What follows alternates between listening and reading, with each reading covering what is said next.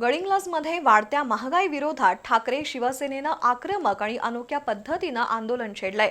प्रांताधिकारी कार्यालयासमोर महिला शिवसैनिकांनी चूल पेटवत भाकरी थापून वाढत्या गॅस दराचा निषेध केला। बैलगाडी आणि दुचाकीला हार घालून पेट्रोल डिझेल दरवाढी विरोधात संताप व्यक्त करण्यात आला। केंद्र आणि राज्य सरकारच्या धोरणांमुळे सर्वसामान्य नागरिक महागाईच्या विळख्यात सापडल्याचा आरोप करत ठाकरे शिवसेनेच्या वतीनं गडिंग्लजमध्ये आंदोलन करण्यात आलं। प्रांताधिकारी कार्यालयासमोर शिवसैनिकांनी घोषणाबाजी करत परिसर दणाणून सोडला। वाढत्या गॅस दराचा निषेध करण्यासाठी महिला शिवसैनिकांनी चूल पेटवून प्रत्यक्ष भाकरी थापत सरकारचं लक्ष वेधण्याचा प्रयत्न केला। याचवेळी पेट्रोल डिझेल दरवाढी विरोधात बैलगाडीसह निदर्शनं करण्यात आली।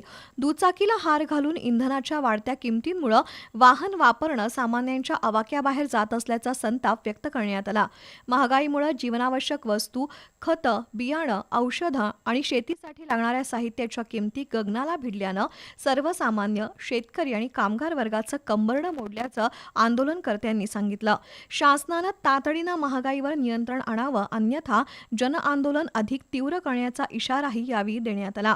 यावेळी जिल्हाप्रमुख सुनील शिंत्रे आणि गडिंग्लज तालुका प्रमुख अजित खोत यांनी मनोगताद्वारे आंदोलन अधिक व्यापक करण्याचा इशारा दिलाय। यावेळी प्रांत कार्यालयाला निवेदन देण्यात आलं।